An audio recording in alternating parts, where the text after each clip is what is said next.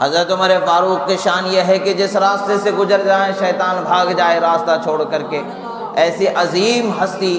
اور روایت کرتے ہیں حدیث مبارکہ کو ہے، حدیث مبارکہ ہے باب ذکر الیمن والشام و ذکر اویس القرنی، یہاں پر کہا گیا ہے ملک شام اور ملک یمن کا ذکر جس باب میں حدیثوں میں کیا گیا ہے، یا حضرت اویس قرنی رضی اللہ تعالیٰ عنہ کا ذکر کیا گیا ہے۔ حضرت اویس قرنی صحابی نہیں ہیں، تابعین میں سے ہیں، صحابہ کو دیکھنے والے ہیں، صحابی نہیں ہیں، صحابی نہیں ہیں، تابعین میں سے ہیں، صحابہ کو دیکھنے والے بزرگوں میں سے ہیں، خود صحابی نہیں ہیں۔ اپنی ماتھے کی آنکھوں سے رسول اللہ صلی اللہ تعالی علیہ وسلم کو انہوں نے نہیں دیکھا۔ بظاہر ملک یمن کے وادیوں میں ان کی زندگی گزرا کرتی تھی، دور دراز کا علاقہ تھا۔ وجہ کیا تھی ان کو بارگاہ رسالت میں حاضر ہونے سے منع کرنے کے؟ حالانکہ ان کا زمانہ رسالت رہا، رسول اللہ صلی اللہ تعالی علیہ وسلم کا زمانہ رہا، زمانہ رہنے کے باوجود، ہونے کے باوجود وہ حاضر خدمت نہ ہو سکے۔ وجہ کیا ہوئی کہ ان کی ایک والدہ تھی جن کی وہ خدمت کیا کرتے تھے، نہ ان کے بیوی تھے، نہ بچے تھے، نہ اور کوئی ذمہ داری تھی، کچھ نہیں، صرف اور صرف ایک عمر دراز والدہ تھیں جو خود سے اپنی ذمہ داری، اپنی زندگی کو خیال نہیں کر سکتی، پورا نہیں کر سکتی، اپنی ضرورتوں کو، کھانا پلانا، اٹھنا بیٹھنا لٹانا وغیرہ، تو ان کی خدمت کرنے والے تنہا حضرت اویس قرنی رضی اللہ تعالیٰ عنہ تھے۔ یہی وجہ تھے کہ ان کی والدہ کی خدمت کی وجہ سے وہ رسول اللہ صلی اللہ تعالی علیہ وسلم کی بارگاہ میں حاضر نہ ہو سکے، اور جب تک کہ ان کی والدہ کی خدمت سے، اس فرض سے وہ سبکدوش ہوتے، اتنے دیر میں رسول اللہ صلی اللہ تعالی علیہ وسلم نے دنیا سے پردہ فرما لیا تھا۔ مگر رسول اللہ اپنے پیارے کو پہچانتے ضرور، اور اللہ نے فرمایا لا یظہر علی غیبہ احدا الا من ارتضی من الرسول، اللہ تعالیٰ کسی پر اپنے غیب کے علم کو ظاہر نہیں کرتا مگر اپنے پسندیدہ رسولوں کو وہ علم عطا فرماتا ہے۔ اللہ تعالیٰ ان پر وہ علم ظاہر فرماتا ہے، انہیں وہ علم عطا فرماتا ہے۔ قرآن تو ہمیں بتاتا ہے کہ نبیوں کو غیب کا علم دیا جاتا ہے۔ اب روایت کیا ہے یہاں پر فرمایا گیا، رسول اللہ صلی اللہ تعالی علیہ وسلم سے روایت حضرت عمر فاروق کر رہے ہیں۔ روایت کیا ہے، عن عمر بن الخطاب رضی اللہ عنہ ان رسول اللہ صلی اللہ علیہ وسلم قال ان رجلا یأتیکم من الیمن یقال له اویس لا يدع بالیمن غیر ام له قد كان به بیاض فدعا الله فاذهبه الا موضع الدینار او الدرہم فمن لقیہ منکم فلیستغفر لکم، فرمایا حضرت عمر فاروق رضی اللہ تعالیٰ عنہ خلیفہ دوم، آپ روایت کرتے ہیں کہ اللہ کے رسول صلی اللہ علیہ وسلم نے فرمایا کہ یمن سے ایک شخص تمہارے پاس آنے والا ہے اور اس کا نام اویس ہے۔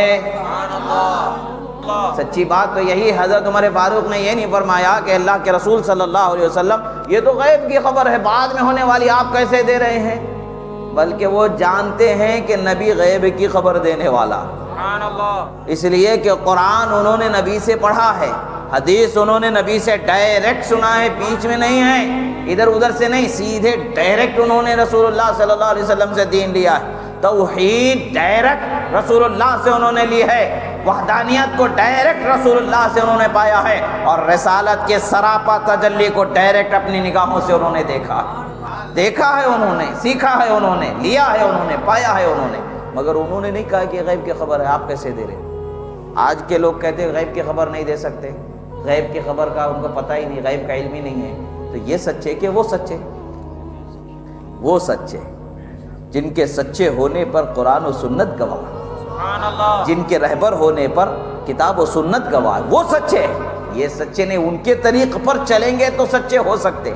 اور دیکھیں صرف نام ہی نہیں بتایا، پھر فرماتے ہیں کہ وہ ہمارے پاس آنے سے انہیں جو رکاوٹ تھی کوئی اور وجہ نہیں، صرف اور صرف ان کی ماں کی خدمت تھی جس کی وجہ سے وہ نہ آ سکے۔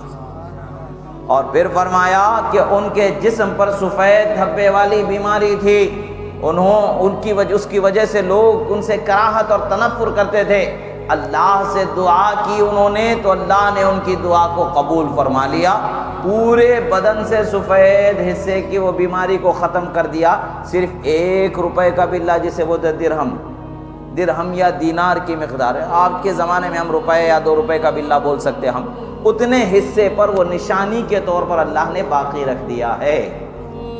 اور نشانی کیا باقی ہے وہ بھی بتا رہے ہیں کیا دور کیا گیا ہے وہ بھی بتا رہے ہیں، کیوں نہیں آ سکے وہ بھی بتا رہے ہیں، کس وجہ سے نہیں آ سکے وہ بھی بتا رہے ہیں۔ کتنی غیب کی خبر ہو رہی، ایک آنے والا ہے، کون آنے والا ہے، کیوں نہیں آ پایا، اس کی وجہ کیا ہے، کوئی اور وجہ نہیں ہے، اور پھر اس کے ساتھ معاملہ کیا تھا اور اس کو کیا دفع ہوا اور کیا باقی رکھا گیا، پورے ملائیں گے گنیں گے تو 8 غیب کی خبریں دی جا رہی، ایک نہیں دو نہیں، 8 غیب کی خبریں دی جا رہی ہے، اور حضرت عمر فاروق اس کو مان کے یاد رکھ کے انتظار کر رہے ہیں۔ ہر یمن سے آنے والے سے پوچھتے ہیں تم میں کوئی اویس بھی ہے، تم میں کوئی اویس بھی ہے، تم میں کوئی اویس بھی ہے، پوچھا جا رہا ہے، انتظار کر رہے ہیں۔ اور انتظار کرنے کی وجہ کیا ہے؟ رسول اللہ صلی اللہ علیہ وسلم نے فرمایا فَمَن لَقِيَهُ مِنْكُمْ فَلْيَسْتَغْفِرْ لَكُمْ، فرمایا تم میں سے جو کوئی بھی ان سے ملاقات کرے اپنی مغفرت کی دعا ان سے کروائے۔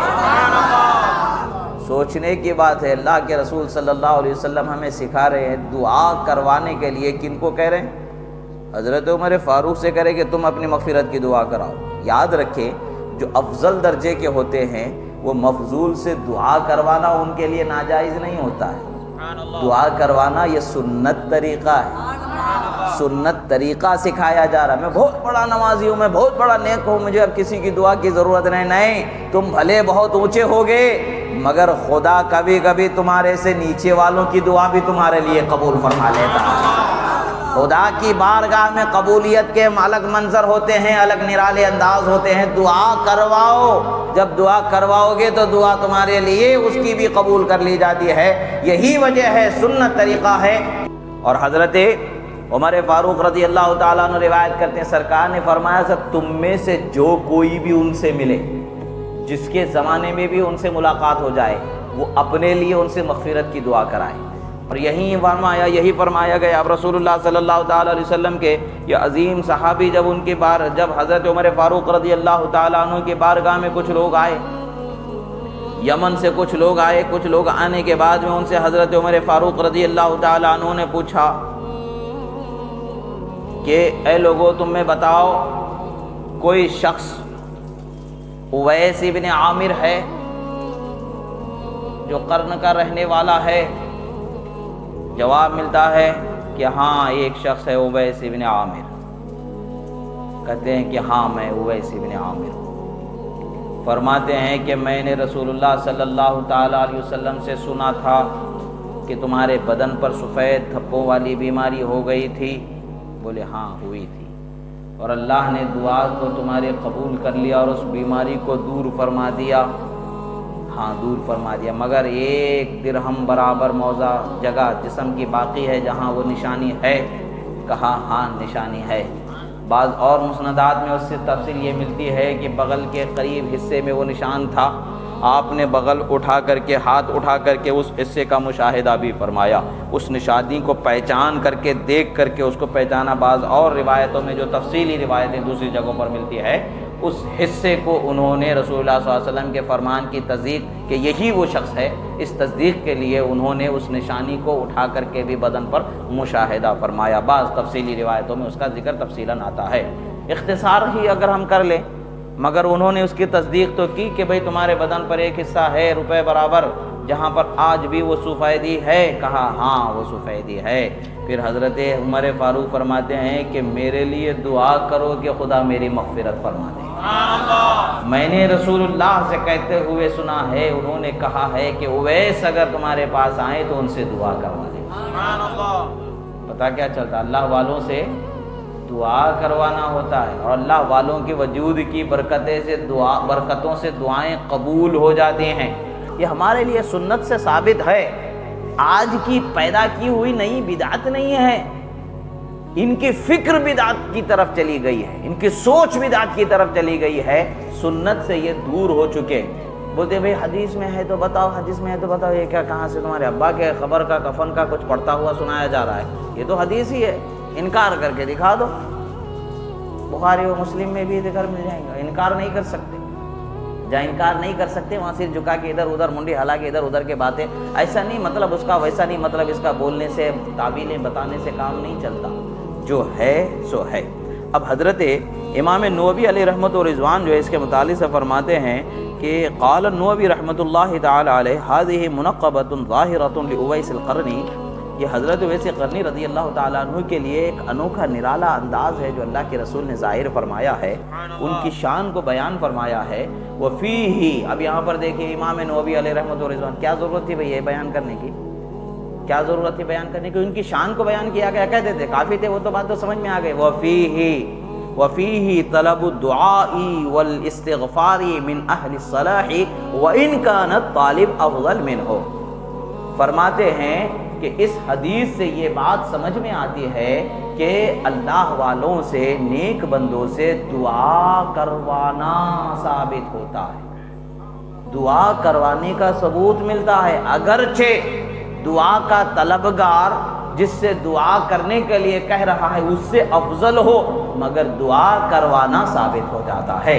افضل کا مفضول سے دعا کا طلب کرنا جب ثابت ہے تو مفضول کا افضل سے دعا کا طلب کرنا کیسے ثابت نہیں ہوگا؟ جو اعلیٰ درجے کے ہیں وہ ان سے کم درجے والوں سے جب دعا کروا سکتے ہیں تو کم درجے والے اعلیٰ درجے والوں سے دعا کیسا نہیں کر سکتے ہیں، کیسا نہیں کرا سکتے ہیں؟ اس میں تو اور زیادہ ثبوت ملتا ہے، اور زیادہ ہمیں دلیل ملتی ہے، اور زیادہ وضاحت ہو جاتی ہے۔ حاصل یہی ہمیں ہے کہ اللہ والوں سے دعا کروانا، نیک بندوں سے دعا کروانا سنت سے ثابت ہے۔ کس سے ثابت ہے؟ سنت سے ثابت ہے۔ اب دعا کروانے کا کیا ضرورت ہے بھائی؟ ڈائریکٹ سیدھے جا کر کے اللہ سے مانگنا سکھانا تھا نا۔ رسول اللہ صلی اللہ تعالی علیہ وسلم نے کیا فرمایا؟ فَلْيَسْتَغْفِرْ لَكُمْ، تم میں سے جو کوئی ان سے ملے تو وہ اپنے لیے ان سے دعا کروائے، اپنے لیے ان سے دعا کروائے۔ کیا ضرورت ہے بھائی؟